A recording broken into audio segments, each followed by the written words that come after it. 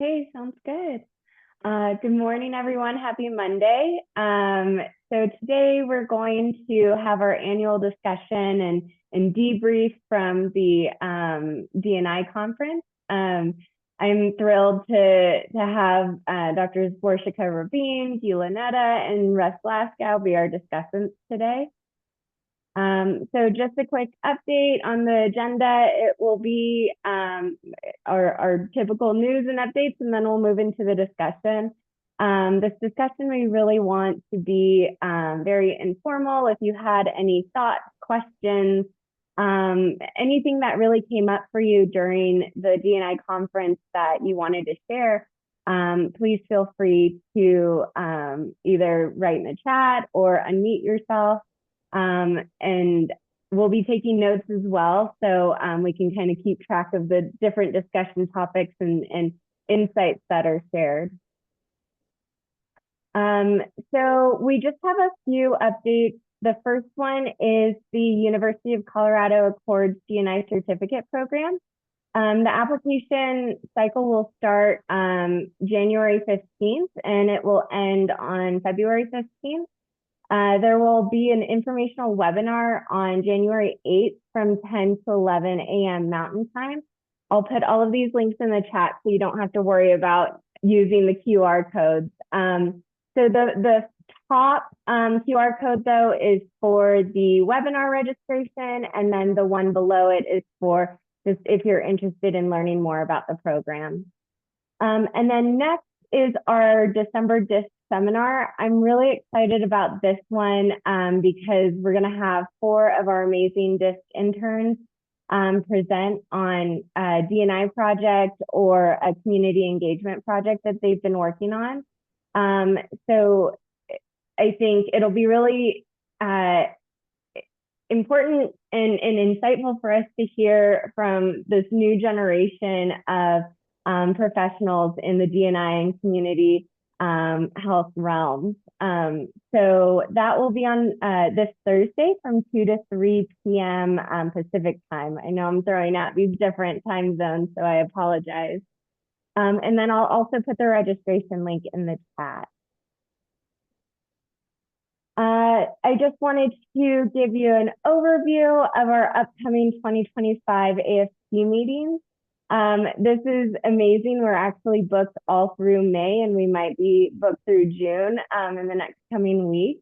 So this is an overview of the different presentations, topics, presenters that are going to be happening this new year. And we are still looking for later months. So if you or someone you know would be interested or have a project you think would be of interest to this group, feel free to submit a nomination request form. And then you can also register for the 2025 AFC meetings using the top QR code, and I'll put it in the chat as well. And then before we move into our discussion, I just wanted to share the curated list that we made for the Adaptation, Fidelity, and Tailoring related D&I presentations. And then the full conference agenda, Dr. Neta has put the link in the chat for me. So you can kind of follow along, and if there's a presentation that was of interest to you, a lot of times they do have the slides on there, so you can learn more about the presentation. With that, I will hand it over to our discussant, and please feel free to put any questions in the chat or unmute yourself. Thanks, Kara. I think I'm going to start out facilitating today, and Borsika and Gila are going to jump in here, but we really want to have just a robust round-robin discussion of the meeting, the highlights, and also with an eye towards like what either next year's meeting, D&I meeting we want to do, or just this group, kind of what topics or implications did you hear around adaptations. So if we could, Kara, why don't you stop sharing your screen? And I'd like to ask those of you that can use your video or whatever. So I think it helps the discussion so we can see you. I know not everybody's able to do that, but if you can, that would be great. But let me just mention, I think most of you at least know of Dr. Neta, Gila Neta, but you might not know some things about her and why in particular we're especially fortunate to have us join us today. Gila is an epidemiologist by training and is a program director on the implementation science team at NCI. The reason that I'm excited she can join us today is that she's the co-chair and the one that really pulls together the annual meeting every year. So we're really fortunate to have her do that. So you can speak, right to the. She's very open to feedback too, to the source here. Gila also has a number of roles. She's way overcommitted for her own good, but doing a whole lot of service for us as a field. And she actually leads the NIH-wide D&I working group there, and is also a real champion. I'm not sure her formal title about one of the critically important coming areas of D&I and others on climate change. And I don't know, Gila can correct my terminology, but I know she's involved in the leadership of that across NIH as well. So we're really, really especially fortunate to have her join us today. But what I'd like to do next is to have those of you, if you can do this, in addition to sharing your screen, if you could raise your hand, either real time or whatever the little icon is on this, if you were at the meeting. That'll help us know kind of to go around. How many of you were at the meeting? I'm counting 1, 2, 3, 4. Julia must have stepped away because I saw and talked to Julia at the meeting as well as Borsika. Let's see. And I know Borsika was there, and I know she's unable to raise her hand, but is online. So Okay, excellent, excellent. All right. So let me just start off by saying the theme of the meeting, paraphrased, Gila can probably correct me, was something like the going fast and going slow, getting the pace right of implementation science. And I think this is a hot issue. And by the way, one of the things was there was a great debate about how fast should we go in the field there that some of you might want to reflect on. But this is related to, I don't know if this was the sole genesis or not, but Enola Proctor and colleagues put out a great kind of provocative thought piece, I don't know, maybe 6 months ago now. I think they call it, could be a year, on their kind of fast notion and thinking about how do we assess speed and this notion of kind of what speed is right and how do you achieve this magic balance. To me, in a way, it's kind of, thank you, Gila, in a way, it has a lot of parallels to the issue that all of us work a lot on and try to explain to people between fidelity and adaptation. How they aren't necessarily opposites to get engagement, good engagement, and go fast in the same way that fidelity and adaptation aren't opposite, but often they're perceived that way, I think. So that's the setup. And with that, I'd really just like for people to take themselves on mute to talk about what they heard and also to not ask people to be overly humble. You can also talk about what you presented at the meeting and the response you had to that. So please don't be bashful. What I would like to do, though, is kind of do round the horn thing and each pick one thing to start with. If you have a couple things to talk about or contribute, we'll come back and get you a second time. But just so we get a chance to hear the diversity of things, let's each just start off with doing one thing.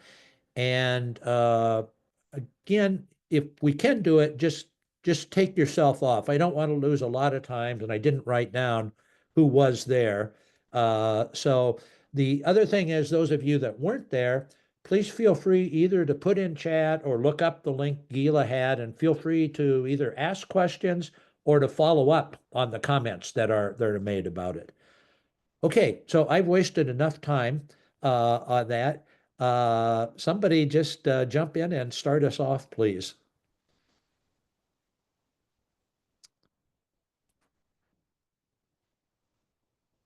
So Borsika, I'm going to pick on you since I know you have to leave early also. So why don't you start us off with your reflections or something that you feel was significant? I think you are talking to me, Russ, right? I apologize. I missed the. Yes, perfect. Hello, everyone. First of all, I apologize for being a very absent discussant today. We had an unexpected meeting here at the university that I have to attend. I was so excited to be part of the conference this year. I think the topic is critical, and perhaps for me, the most um, I will share. I am not going to share about we presented on some of our new tools, etc. But I did want to share about something that really hit me, and this was reflecting on the theme actually last night as I was preparing for this call. And I was thinking, adaptations are actually the answer to this question of, what is the optimal speed? Because if we take the approach of redefining interventions as functions and forms, and we think about interventions in terms of iteratively improving fit, then we can actually go fast and slow at the same time, starting sooner than we would normally if we did a lot of work of finalizing the forms, but then slowing down when we need to readjust alignment. And so it almost feels like to me that when we talk about adaptations, when we talk about functions and forms, we are addressing this needed ebb and flow of speed that we need to follow as we do work. And that's to me, and that makes me very kind of conscious that this group could reflect on this idea in the coming year and think about what this means for our projects. I also will say that I saw Brian Weiner talk, and he talked about how we identify barriers. And contrary to the field's push to not worry about barrier identification as much and focus more on, acting on them, he encouraged us to rethink that speed that we require of just gleaning over barriers and reflect on how we can identify barriers meaningfully. And I would say perhaps longitudinally and then do alignment. So those are some thoughts I had. Great. How about following up? I'd like to make this a discussion today. Who'd like to follow up on this? I saw Catherine agrees with Borsika. I don't know if you'd like to elaborate, Catherine, and others jump in on this issue.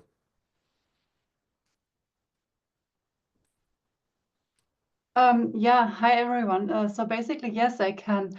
I've not attended a conference. I would like to have, but I really share Borsika's perspective because I think adaptation is key to being like agile to react and respond to what's coming next in our implementation processes. And so, yeah, that's everything that I can add to that. I think everything else has been said. Great. Anybody else on this issue? I'll just mention one thing as we go to the next issue. And again, if you don't mind raising your virtual hand if you were there, because I've already forgotten who's there to do that, help me call out. But I want to just elaborate a bit or note maybe for a longer later discussion. Borsika used the word longitudinal. And to me, that's really a key issue. And I think in any one project that we have program, there are times during it to go fast and times to go slow. Whereas I think sometimes it's presented, and even some of the presenters thinking of it as a dichotomy, that you have to do that. But I think longitudinally, and my own bias is for looking at adaptations that we have to do, that in order to have the best product at the end of the day, and maybe ironically to have sustainment, we may need to at least reasonably quickly or rapidly adjust or make adaptations, particularly if there are major quote barriers that come up or whatever longitudinally as we're going along. So. Okay, other issues or people? What can I build on Borsika's point too? Please. Which was a great point. And it made me wonder or think that adaptation is key in part, especially in the context of the panel that focused on D&I and emergencies. And one of the speakers was Nikki Lurie, who used to be the head of the ASPR agency. Anyway, it's it's HHS's preparedness component. And she made the point that in emergency, she made two key points that I think are related to adaptation. One is we need to use what we have, right? We in an emergency, we won't have time to build something new. So I think not just in terms of adapting the strategies, but adapting the thing and making sure we're taking advantage of the things that exist that can help us. And the other point she made, which I'm not exactly sure how this ties to adaptation, but just we can't be too focused on perfect evidence. And so I think understanding in terms of adaptations what is really key. Yeah, so that's all I wanted to add. Great. Thank you.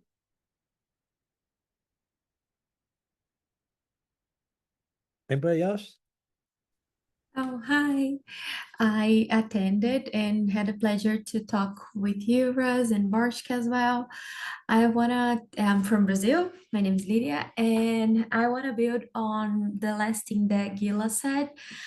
Here in Brazil, we unfortunately we do not usually build on our policies on evidence that has effectiveness. So I'm really familiar with this implementing innovations that don't have the necessary effectiveness. So I discussed this in a scoping review that I published on Frontiers in Public Health, because I discussed adaptations during COVID in early childhood development programs in globally. And what I saw is that sometimes when we are facing emergencies, we must not be closing thinking we need to have effectiveness if 100% like this rigor, because we need to emergently act. Like it's important when okay, you call a mom, you don't know if you're going to the house or calling a mom is the same effectiveness, but you are calling and you are in contact, you know how the family is dealing with COVID, even though you're not in person. So I just want to point that I agree 100% about that. Super, super. Managing time, I want you all to remember and go around. And again, please share your own presentations and what happens and reactions you had to that too. Don't be bashful, but I do know Borsika has to go. So I'd like to give her a chance to see before she has to sign off any other issue or things that she thought were significant and that we might want to follow up on. That's great, Russ. I think that this discussion is very exciting to me. Overall, again, I loved seeing the increasing number of people attending and the diversity from backgrounds. One of the, I apologize. One of the things that was surprising to me, that all of a sudden I got to know this emerging interest in kidney disease and implementation science. And so I met a lot of people who had that interest. I have never met anyone, or I didn't know that I met them. So that's kind of a new area. And I think there are many other areas where this was new. The poster sessions were overwhelmingly big and wonderful. I think that just the quality of the work has been elevated over the past several years. So I just wanted to congratulate Gila and the organizers on a very, very good conference. Super, super. Thank you. I certainly agree with that. Gila, I saw the note you just sent me. Why don't you also go ahead and share that with others here as we're discussing? I'd like to have open-ended for a while, but I think I'd love to hear from everybody's feedback on those issues that you just put there. Let's see. I think, Kristen, apologize if I was wrong, but I think you raised your hand as being there. Did you, or did I get that wrong? No, I was there. Okay. So what do you think? What struck you? What's the good, the bad, and the ugly? I overall thought it was really good. I think I can talk briefly about what I presented on, which was I was in a session on pre-implementation work for health disparities. And so I presented on using a discrete choice experiment in a multilingual population in order to tailor a hospital discharge intervention. And specifically, I really focused on the challenge of doing things like intervention adaptation in more than one different language, both from a sort of complexity standpoint, but also methodologically, how do we do qualitative methods like cognitive interviews to design a good DCE instrument so that they actually then inform something that is how we deliver interventions in the real world in most settings nowadays. And so I think there was a lot of people who seemed very interested in that concept, at least, because I think it's a little different than the way that we sort of think about cultural adaptation today, which is you sort of tailor for this very narrow population, but then we haven't been able to scale cultural adaptation because that doesn't fit into how we actually deliver interventions. So so that was my experience, but I thought overall, just as always, lots of very interesting and lots of connections with people doing similar work in different places. That's always very exciting to see. Great, great. Thank you for sharing that. And I think the notion of equity to me was often explicit theme cutting across things as well there. That's a great example. Anybody want to follow up on what Kristen just said? And Kristen, I wonder if you had any response to your presentation, particular thing that stood out.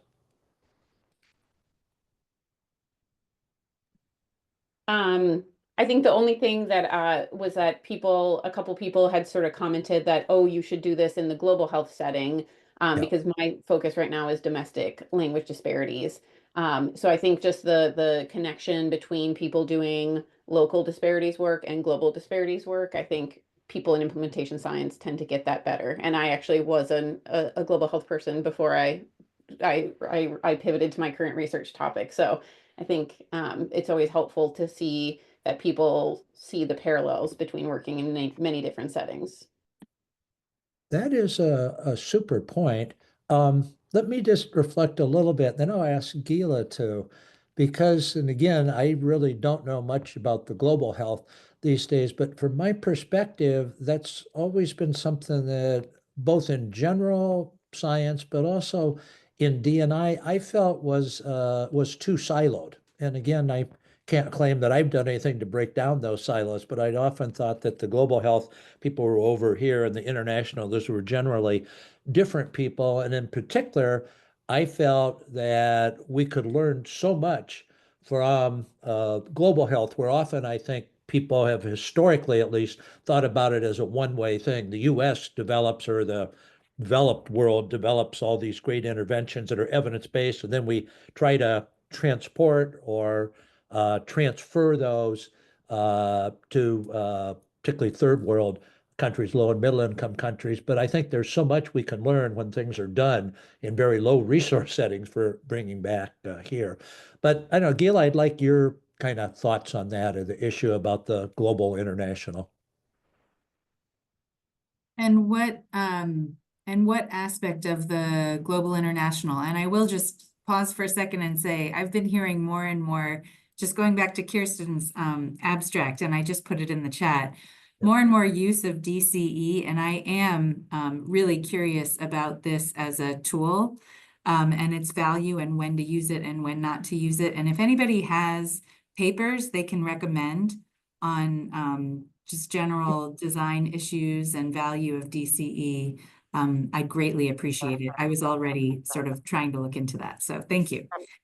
So in terms of global, Russ, did you have a specific question or comment? Sorry if I missed it, about my thoughts on the engagement of the global community. Yeah, it was just the extent of integration and mutual learning, bidirectional learning between national, internal, US and global health or whatever. And what you've seen there, a lot of it, if there are any particular opportunities, or if in fact you kind of have a different impression than I do, that these have been somewhat siloed. Well, if you're just talking about the global health community in general, yes, that's a separate community, but there is substantial growth in interest among folks in the global health community in implementation science. And I can informally attest to that based on the number of applications and inquiries we receive from global colleagues, especially those in low and middle income countries. There has been an explosion of grants that have been submitted and funded in LMICs, and that at least for NCI is in large part due to the targeted interest of our Center for Global Health and the leadership of Patty Gravitt and Mark Periscindola. And so CGH has funded a ton in that area, and I think also because of the Global Alliance for Chronic Diseases had identified, I believe in 2020, implementation science as a key area. Agencies across, like foundation, whoever is part of that Global Alliance, they got together and did this sort of concerted effort to encourage more research in global implementation science. As part of the conference per se, we have been every year thinking about ways to engage global. There are lots of different things to think about integrating and engaging.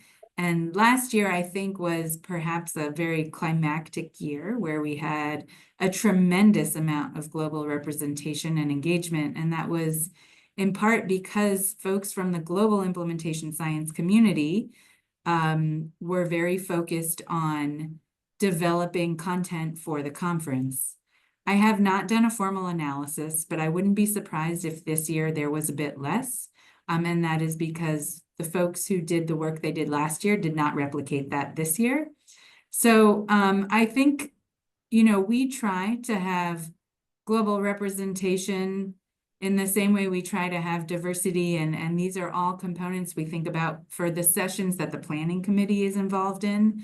But for concurrent sessions and posters, that's up to the research community. So the degree to which that is represented is going to be reflected by the submissions that we receive. We always have a global track, and I haven't done the analysis, but we will do a debrief with AcademyHealth to find out number of abstracts and things like that. Yeah, great. Oh, yeah, and Julia just raised the point about significant representation from Nigeria, and I think we have folks like Eche Ezuwalun. I don't remember how to pronounce his last name, but also Juliet Uwellenmore and a lot of colleagues, both based in Nigeria or based in the US, who do a lot of work in Nigeria. Their leadership with the Nigerian Implementation Science Alliance has been phenomenal, and I think that's been demonstrated by all the Nigerian participants this year. Thank you. Thank you. I also know Gila needs to run in just a few minutes, and I know she would love to hear from you all about your thoughts about a variety of things about the meeting, both in terms of themes. I'll take it, Russ. I'll raise the questions. Can I steal it from you? Please. Okay. Yeah, please. I have 4 questions for people. Okay. And if you don't have time to respond before I leave, please feel free to email me. I can put my email in the chat. But those 4 questions are things that I have the ability to help influence in the process. I am one of multiple people in the planning committee. But we're very interested to get feedback on the formats of the plenary sessions and how you felt like the format is in terms of, the format. So the debate, the fireside chat style, the conversations, all of that. If you liked it, if you want to see something different, and if you want to see something different, what that would be. So plenary formats. The other thing is discussion forums. This is something that the planning committee also has the ability to curate. And I'd be very curious to know if any of you attended discussion forums on Tuesday, what you thought of those and how they went. 3, any specific topics you would love to see featured at next year's conference. And finally, 4, if there are other ways you think we could engage conference participants. I will put those questions in the chat so you can see that and don't have to have it all memorized. So here are the questions. I'm also going to put a link in the chat to the discussion forums so that you can better recall whether you attended one.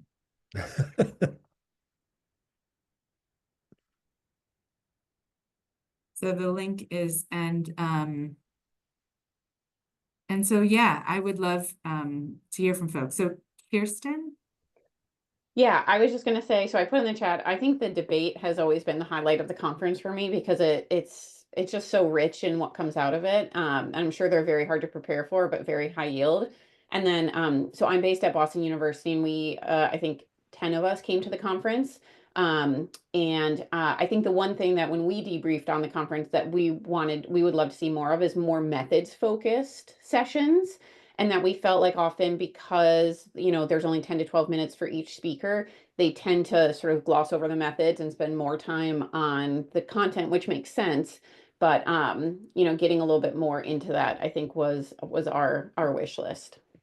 And so one question, would you want more workshops? Because we do have methods workshops before the conference, or you're even thinking because the plenaries, people don't really have more than 15 minutes at most to speak. Are you suggesting that people actually do PowerPoint presentations where they present the methodology or? Yeah, and I think get into you're sort of talking about with DCE. So I heard that I didn't actually go to this one, but there was one where someone spoke first and she explained what a DCE was, she set it up, and then people filled it out. And then while the next 2 people were talking, did the analysis and then presented the results in the 4th one. Is this the discussion forum or a concurrent session? Concurrent session.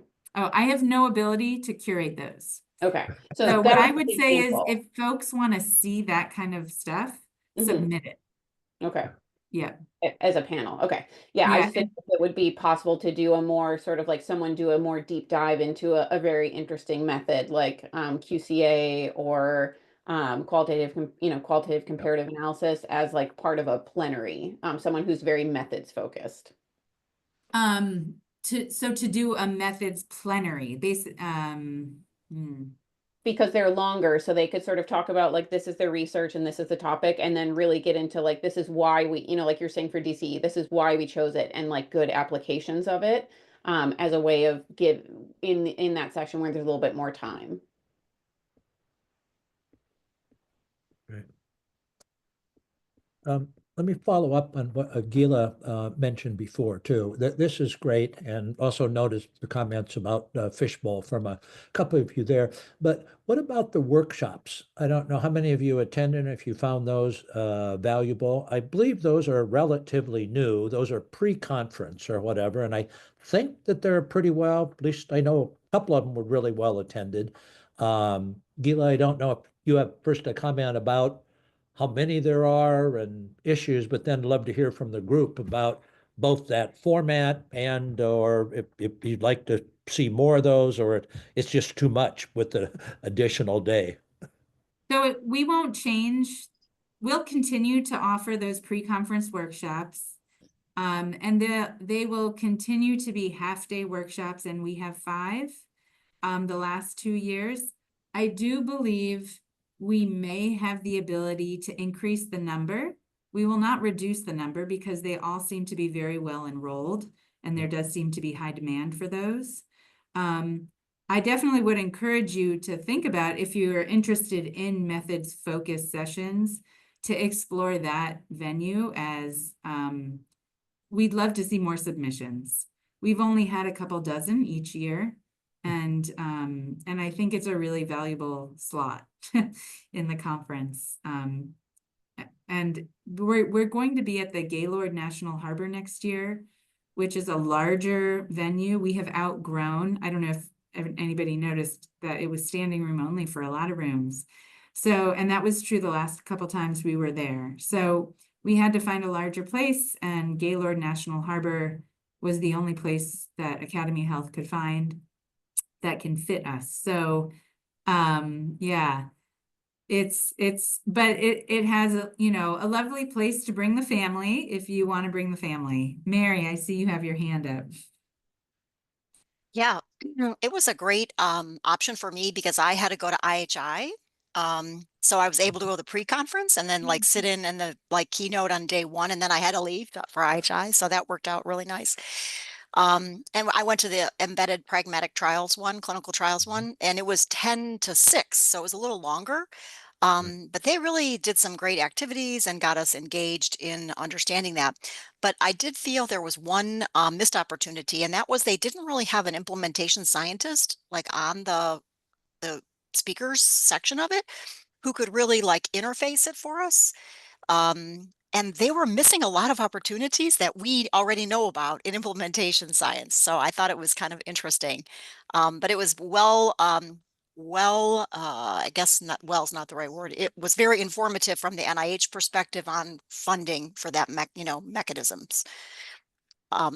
So thanks for having those pre-conferences. There were workshops, and maybe we could have a discrete choice experiment workshop next year. Yeah. Great, thanks for that.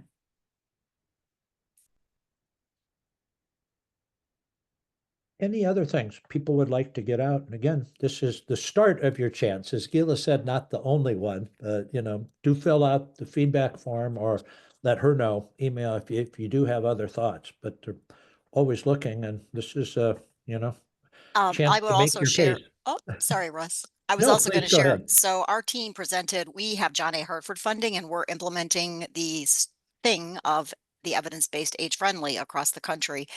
And some of, or most of our work is more operations, so more quality improvement. But what we presented was the pace of change in the minute clinics across the country and implementing that thing across time. And we used machine learning to predict what were the strategies that had the biggest impact in the change. So what were the biggest slopes? And then we also use some statistical process control approach to look at the differences between the two. So I guess I would just recommend that maybe that you consider a little bit more operations, research, partnerships, and how does that work? How do we learn and be agile with adaptation and fidelity, you know, when we're doing the work in operations, and how do we then learn from those models? Super. And that certainly, you know, is aligned with where we're going to go and what the future is going to be. I really like the notion of AI type things, machine learning or others. I think it also ties together with some of the recommendations about systems thinking and maybe particularly participatory systems modeling and things, and how those can also be longitudinal and done to guide adaptations over time. So that's great. Kara, I'd like to call you out a little bit just to share with people what you did, which in a way was a different format and related to one of the sessions that Borsika did since she had to leave. But you want to talk a little bit about that as well as anything else you'd like to, but I think that might be of interest to people. Yeah. So most of the time I was actually at the CES table. So for the D&I models and health web tool, we had, I guess it would be an exhibitor table. And we were able to do live demos of the new assess section on the website, talk with folks, hear questions that they had, and also look at opportunities to either expand the tool or possibly fund another round of work. And so it was interesting to get a mix of people who were not as familiar with the tool or hadn't heard about it yet, but were kind of in that initial D&I phase of their career where they're trying to look at what series models and frameworks they could be using for their projects. And so we got a lot of really great feedback on how this tool can be used. And then also from folks who have used it and are excited about the new assess section, which includes, we have 51 D&I assessment instruments listed and organized across several different D&I constructs. And then we've also linked them to the TMS, which is great.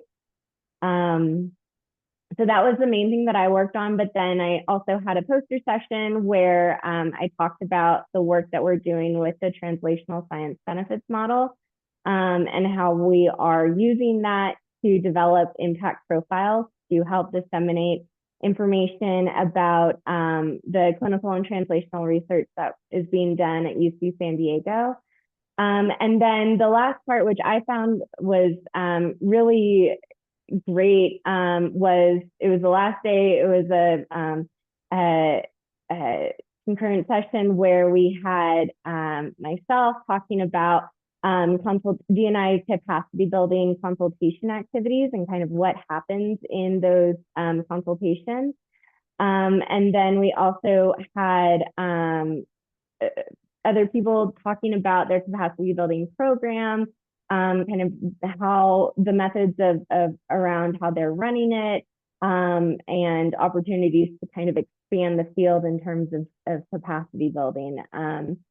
I was able to talk about our AI methods and how we used it to conduct qualitative analyses of our consultation notes, and that was very well received. And I thought that a lot of folks were interested in that piece of the talk. So I think it'd be great, you know, in future sessions. I know that there was a lot of AI presentations, but I think maybe having a session kind of dedicated to using large language models and AI in both implementation practice and also in our research methods as well. I think that'll be really interesting. And I can see the field moving in that direction already.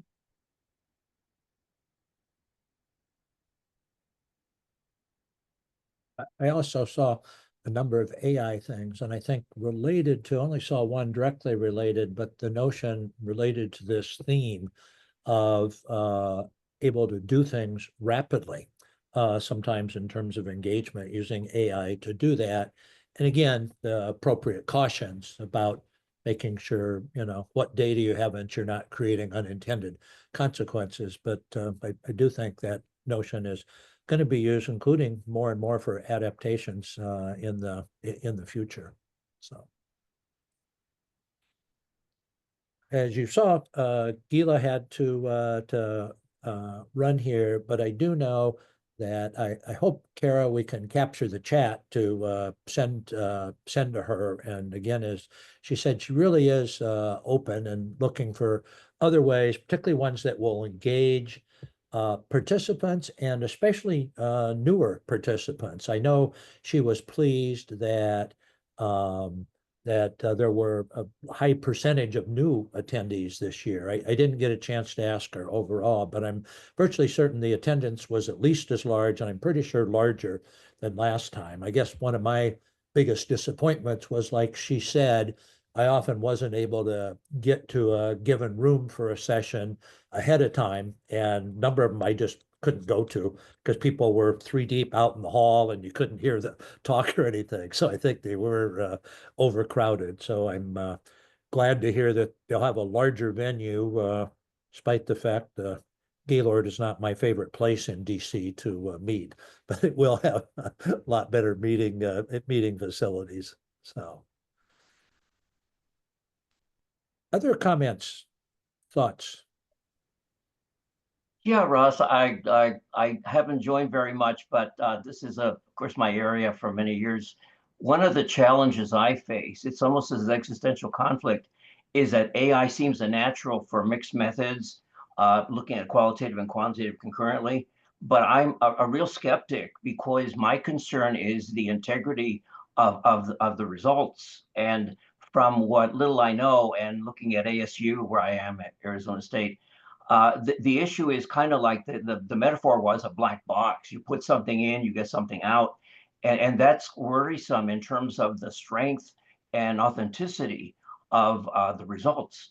And so that's one of the challenges. It looks like a great opportunity, but it's also fraught with, well, I'm the old school where I want to go and get involved and know the audit trail of what's going on. And if it's a black box, it's a little disconcerting. So I don't want to be so negative. But on the other hand, I think we have to really be very careful about, can we trust the results? And that's my quandary. Mm-hmm. Mm-hmm. Good point. And again, that might be a topic for us to pursue this year. I'm going to see if anybody has anything else. I'm kind of tottering whether I should extend that a little bit or not. But for now, let me hold that just for a moment, and let's see if people have anything else that they heard at the meeting. We can come back. But thank you for both Kara raising it and Felipe's reflection on it, and I think appropriate concern.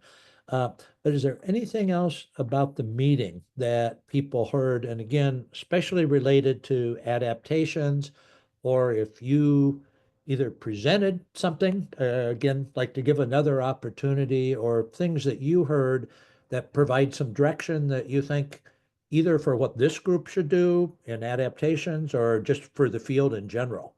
Anything, and particularly those of you that haven't had a chance to jump in. Any thoughts there? Reactions?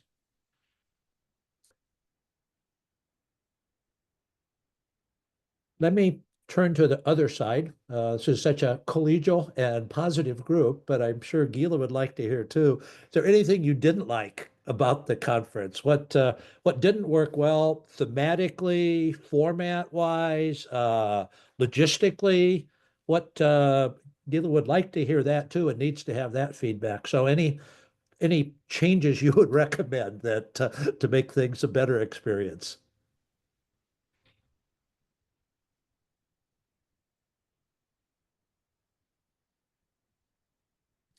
For me, a lot of sessions that was of my interest, they were occurring at the same time. Yeah. So that was sad. And also, I think the sessions started a little bit earlier, like 7:30. So a little bit early. We had like jet lag, so that is some things that I thought. Yes, really good point. I know this always struggles when they do that. Being from the West Coast of the US myself, I know when you go there in general, but that too, because an 8 o'clock meeting means 5 a.m. when you come in the night before to start the meeting. But again, there's only so many hours in the day, and they really can't go much past 5 o'clock, I don't think, for plenary things, East Coast time there. So it does limit, but good points. Thank you. Felipe, I'd love to continue that discussion and things, and some of the issues that are going on, I think both pro and con, to address those that you talked about, but maybe we can continue that another time. I just want to thank all of you for your comments, and keep those coming in. I know Gila does very much value that, and it was great seeing at least some of you in person It had been too long, but I might also encourage you to think about two things. One, maybe doing a workshop yourself on some of that. There are, as Gila said, they don't get a lot. I find a whole lot of value out of those. And Kara mentioned capacity building. I think that's a big issue for the field. There's still demand for implementation science expertise still continues to far exceed our capacity to provide it. So I think the notion of how can we enhance capacity, both person power and maybe other types, like Kara shared her example of the website, trying to do that to provide online resources and things to enhance capacity. So continue to think about that, both workshops.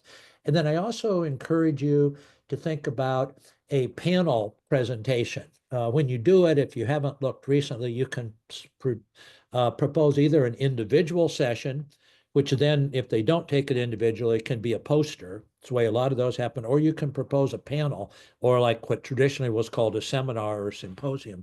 So I encourage you to do those, and especially because those are kind of more difficult to get accepted, but you also can submit the individual presentations as individual ones. So as well as a panel too. So there's a little more work to do that, but I think that gives you a lot more time. I think it's 90 minutes, to really present more in depth, to have back and forth and that sort of thing. So I encourage you to think about that format. And I thank you all for participation, and we will see you. Have great holidays, and we'll see you all next year. So.